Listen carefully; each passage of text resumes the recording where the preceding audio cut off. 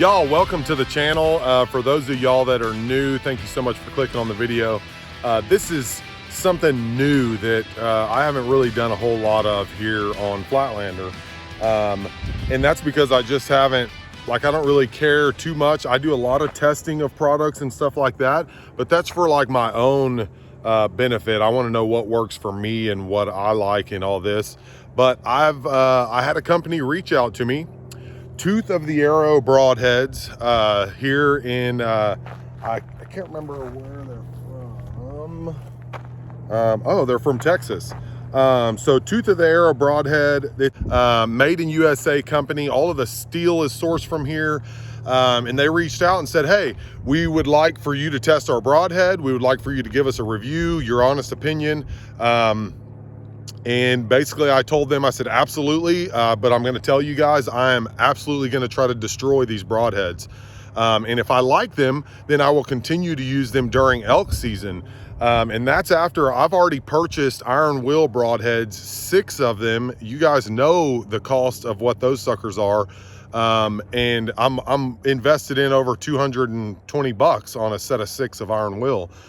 So Tooth of the Arrow Broadhead was gracious enough. They sent me 2 packs. I'm going to be testing one of those packs today.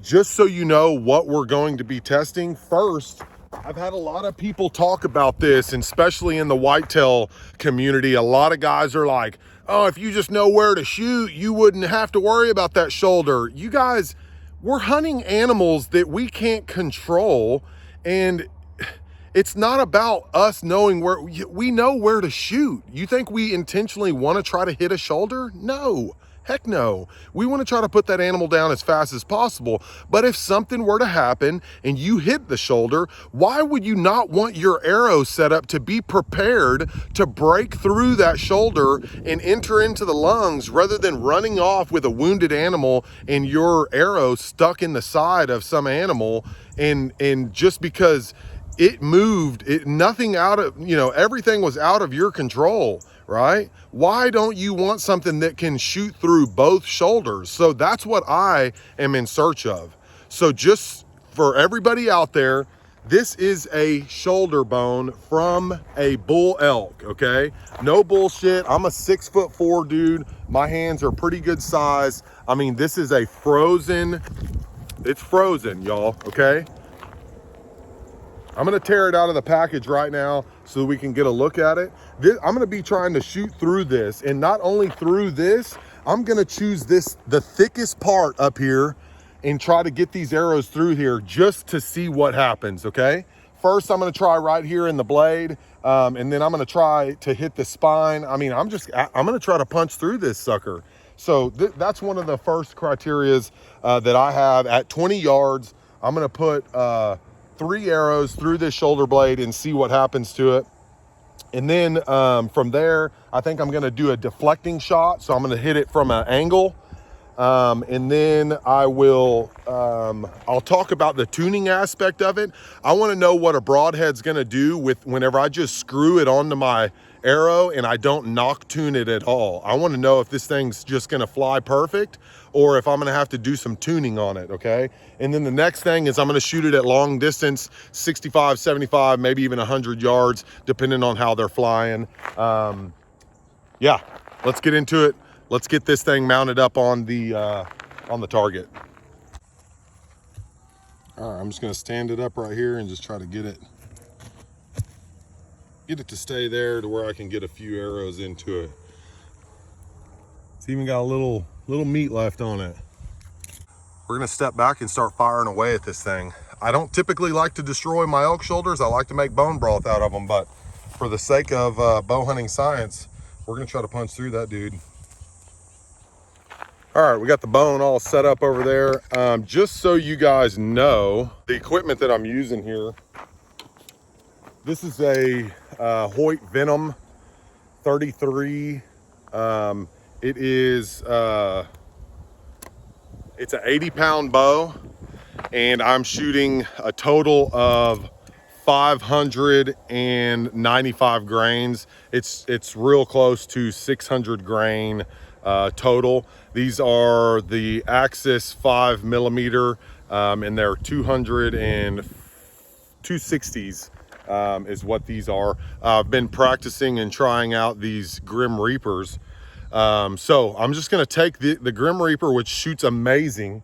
I'm gonna take it directly off of this arrow, and then I'm gonna start punching that bone over there with 3 of these arrows. So first things first, let's get into the package and take a look at these things.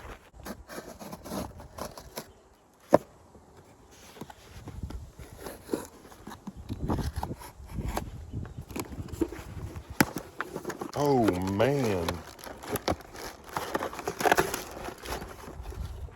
Oh yeah, check those out, man. These are 150 grain, 1-inch cut, okay? Whenever I think about a 4-blade broadhead, because they kind of punch a hole in stuff, I want a smaller cutting diameter. I know so many people talk about having this giant cutting diameter, right? But I'm telling you right now, if you punch this 1-inch square hole through any animal, even their shoulder blade and lungs, they're not going far, you guys. 100% USA made, heat treated for toughness. These have a Rockwell, I believe, I'm trying to remember, I believe they have a Rockwell test of 45 Rockwell. Don't hold me to that. I'd have to go on the website and check again. But let's put these suckers on and let's check them out. Okay, I'm gonna go turn on the slow motion camera and then we're gonna shoot some bone.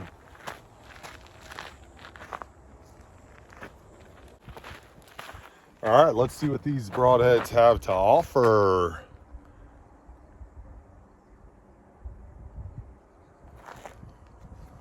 They look good. 20-yard shot, just doing a control here. We're gonna put 3 shots in that bone and see, and I'm gonna try to aim for the ridge, okay? I know you can't see a whole lot here, but we'll have slow motion footage down there.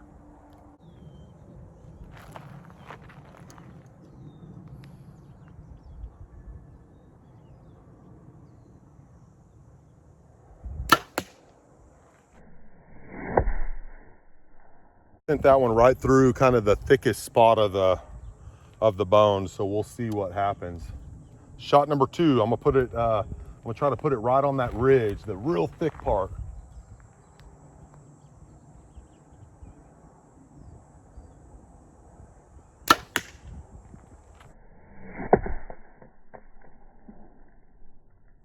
It hit it, because that arrow jerked sideways. It definitely hit it.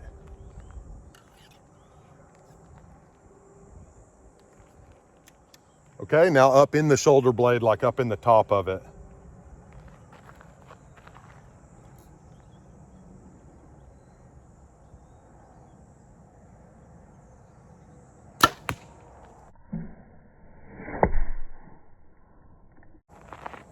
Okay, let's go see the results.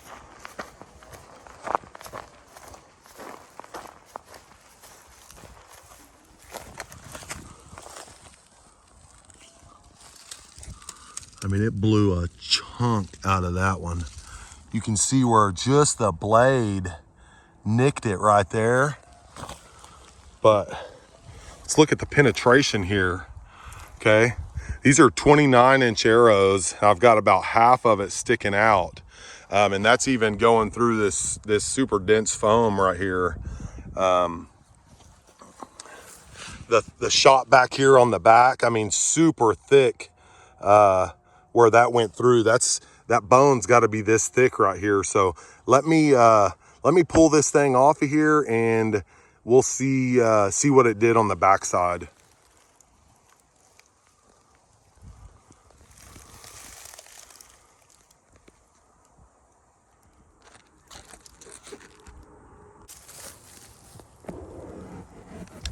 Okay, here's that blade that went through.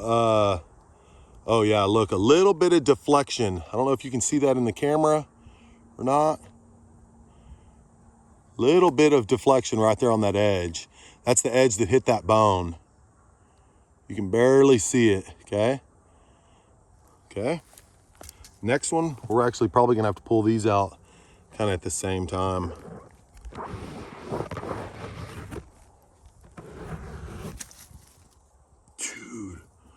Look at that, how thick that is where it went through. That's no joke. That broadhead looks good too.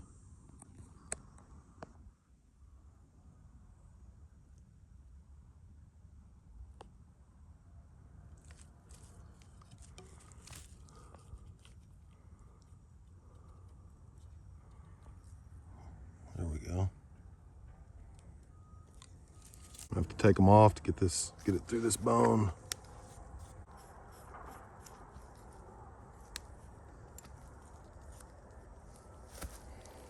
Okay.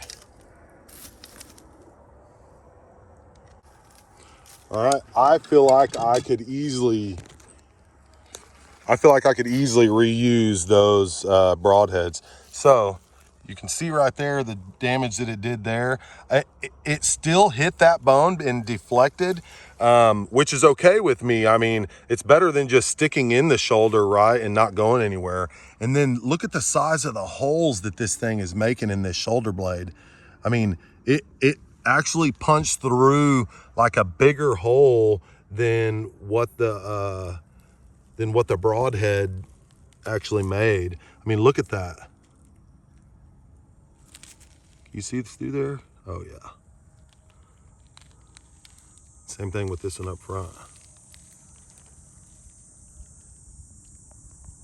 Look at the hole.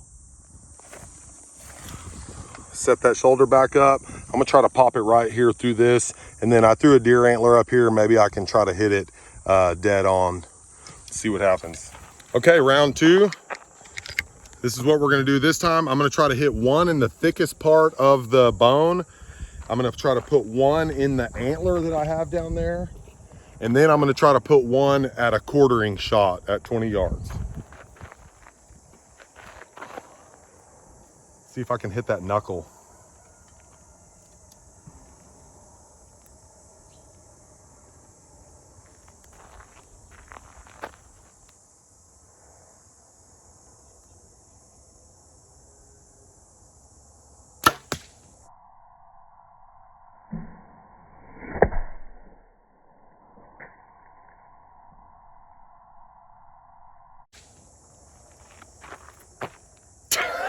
God dang, it went right through it. Insane. Okay, I'm gonna try to hit that antler, see what we do.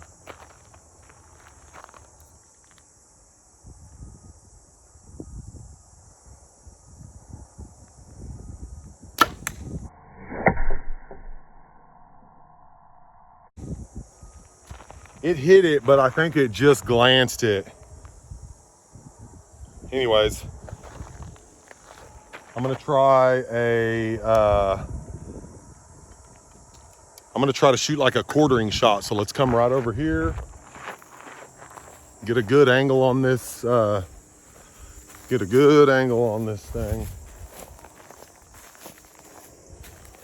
Okay, that's pretty hardcore angle there. Let's see what she does.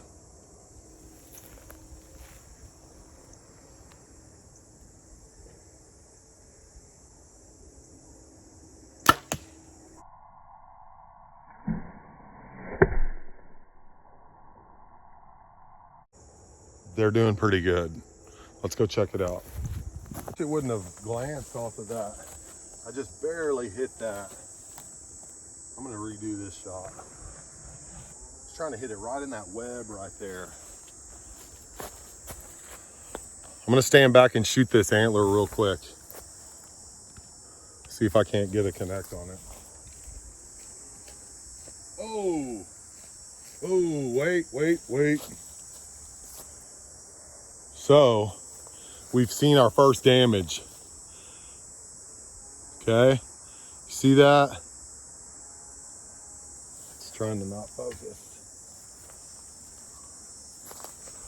Completely sheared off one of the blades, and I mean right at the ferrule right there, just absolutely sheared it. So if I was going to recommend something for the engineering team over at Tooth of the Arrow, You guys, whenever you're machining these broadheads, I'm not trying to tell you anything. I know there's probably engineers out here that would probably disagree with me, but if you see how sharp, it's hard to tell, but if you see how sharp it is where they come down to the bottom of the blade, if they would have beveled that to round up to give the base of the blade some meat, I think that this would have been a different story with this, but I'm gonna shoot it anyway. The broadhead is already jacked up, and I'm gonna try to crush this antler with this busted broadhead already. You know, I don't expect you to go out and shoot antler, you know what I mean? But if you're a crazy shot, maybe you're hitting antler.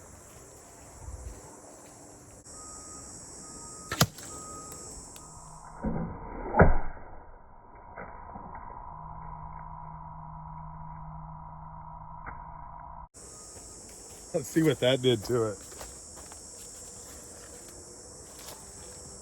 Oh yeah, look at that.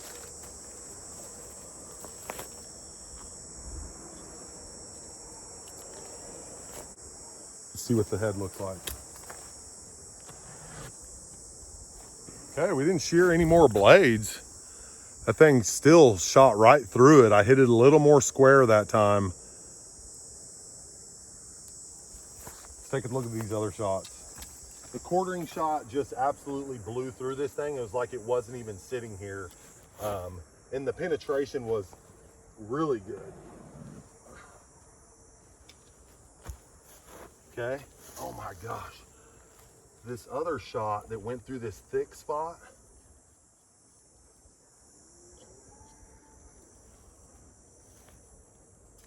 Y'all, this blade is still sharp.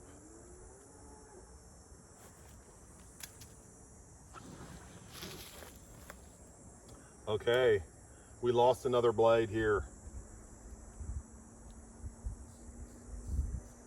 But I'll tell you, it still got the job done. I'm gonna show you this shoulder.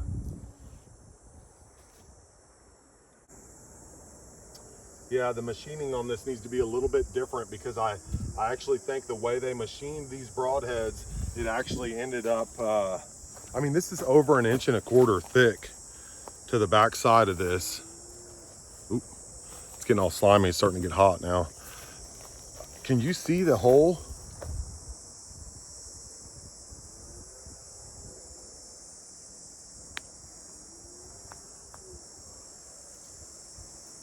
See that? And it still went a foot. It still went a foot past this point, penetration wise. That's giant. All right, I'm gonna throw this over to my dog and then we're gonna shoot this thing at some longer distances. All right, y'all, we're gonna take this last good arrow and we're gonna go chunk it out here at about 70 yards and see how they fly compared to my broadhead or my field points without having to do any tuning or anything like that. Hope you guys are enjoying this video. Hit that like button, hit the subscribe button. Make sure you hit the bell. That way you guys, I don't release stuff on a schedule. I do all this by myself, so I tend to release it whenever I have time. But I will be doing some hunts here real soon, and you're gonna wanna follow along because we will be in Idaho and New Mexico hunting elk, bull elk here real soon. Okay, let's see where we're at here. I know my core's pretty good. We should be pretty close to about 70 yards right here.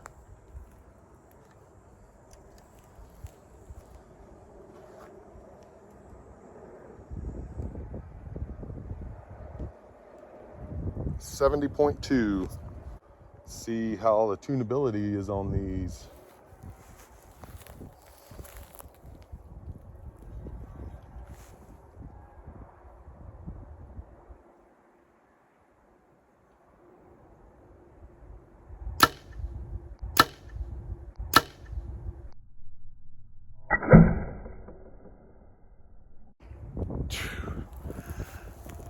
thing flew super, super good. Not gonna lie. I mean, I'm pretty sure I'm in the 8 ring down there, just a little bit to the right, but it is a little bit breezy. We've got a little bit of wind here and there, so I'm just screwing around here. I'm gonna try to shoot these two that the blades got broke off of. I'm just curious how they're gonna fly from, you know, let's just say worst case scenario, you shot something and broke a blade and that's the only arrow you had left. I need to kill my animal. Let's see what she does.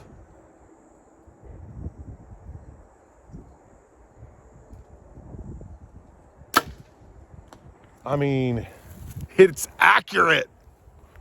Even missing a blade. Look at that. Look. I turned it into a 3 blade. Okay, you see that blade missing, right?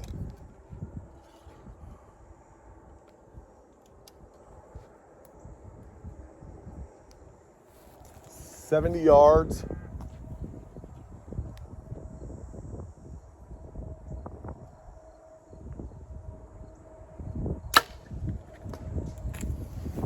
Let's go see how we did.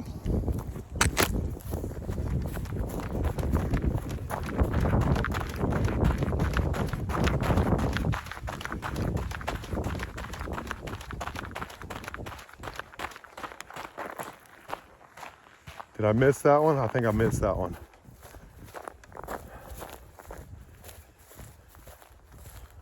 Sure did.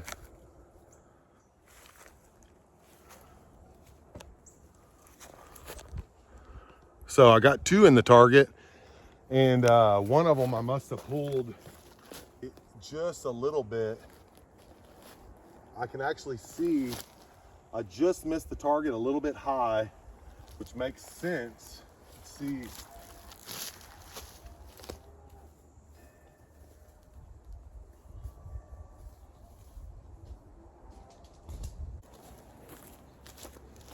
Y'all, that's pretty dang impressive. So that's a 1-inch rubber mat, and it absolutely blew through that thing.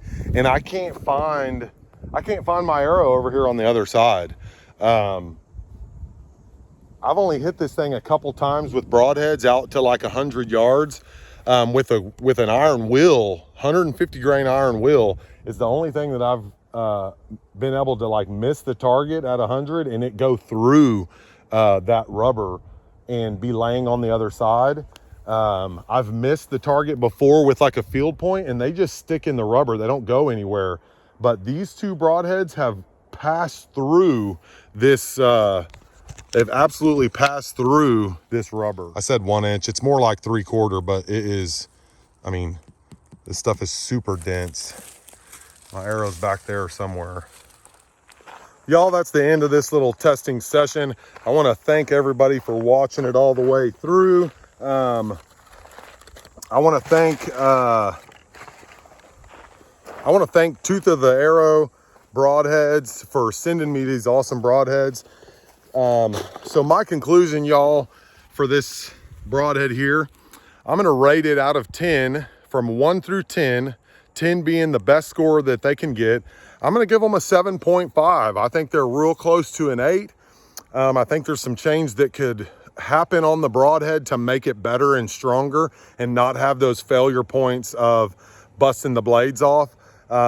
It's as easy as just where they mill that or however they machine that material there. If they would leave a bevel up to the blade instead of machining it to a 90-degree angle, it leaves it so thin at the base that I just don't think it's strong enough to really be able to handle you know, some of those mistaken shots in hitting extreme bone. But other than that, I mean, if you hit them in the spot, I think it's going all the way through and you're not even going to find your arrow on the other side. I think I'm going to give these broadheads a try this upcoming season. So stay tuned and let's see what they can put down. So if you decide you want to use some Tooth of the Arrow broadheads, I'm leaving a link down in the bottom that will benefit both you and I. I think you get a little bit of discount and I get a little rewards based off of how many people use the link in all of my descriptions. So please go and check out these broadheads. I think I'm definitely going to use them this season, and let's see what they do on some live animals. And I told Tooth of the Arrow, if I like them, I'm a man of my word, that I would use them. And with a 7.5 out of 10, there are a couple of improvements that they could make. And, you know, based off of just shooting an animal broadside in the right spot, I think these broadheads are going to work fantastic. And I'm not even scared to hug that shoulder just a little bit on some of those animals, y'all. Thanks again. Hope you enjoyed it. See ya.